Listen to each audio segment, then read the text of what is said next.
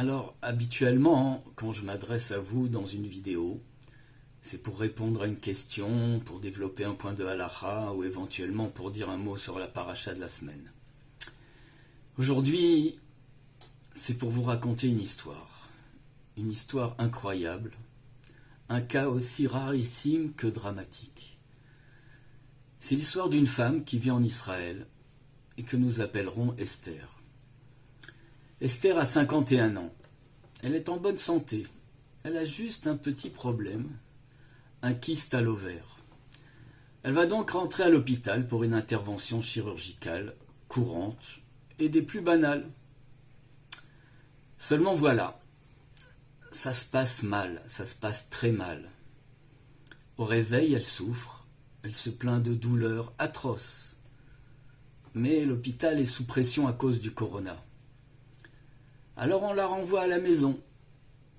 On lui dit non, c'est pas grave, ça va aller. Le lendemain, son lit est plein de sang. Alors, retour immédiat aux urgences, le diagnostic. Intestin percé. Son état ne fait que s'aggraver, les complications se succèdent. L'infection se répand, ses membres sont touchés. Ses jambes et même ses mains. Esther est entre la vie et la mort. Une seule solution pour tenter de la sauver, il faut lui couper les jambes. Et peut-être même les mains. Après 4 mois et demi de soins et de lutte et des pensées de suicide, Esther est sortie de l'hôpital, vivante, avec ses mains, mais sans ses jambes. Esther est une femme seule qui a 7 enfants. Évidemment, actuellement, elle n'a plus de travail, et pour seule ressource, une minuscule pension du Bitoire Leumi. Le Bitoire Leumi, c'est l'équivalent de la sécurité sociale en Israël. Elle n'a pas de famille proche qui puisse l'aider.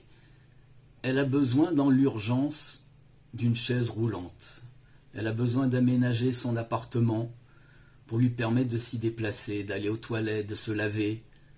Toutes choses que l'on fait habituellement, naturellement, mais qui ne sont plus possibles pour elle. Elle a besoin d'une aide à domicile constante pour sa toilette, pour les soins. Bien sûr, l'État va lui envoyer une personne dans ce but, mais pour un nombre d'heures nettement insuffisant. Le reste restant à sa charge. Esther a besoin de nous tous pour l'aider à sortir de ce cauchemar et l'aider à reprendre un tant soit peu goût à la vie, si c'est encore possible.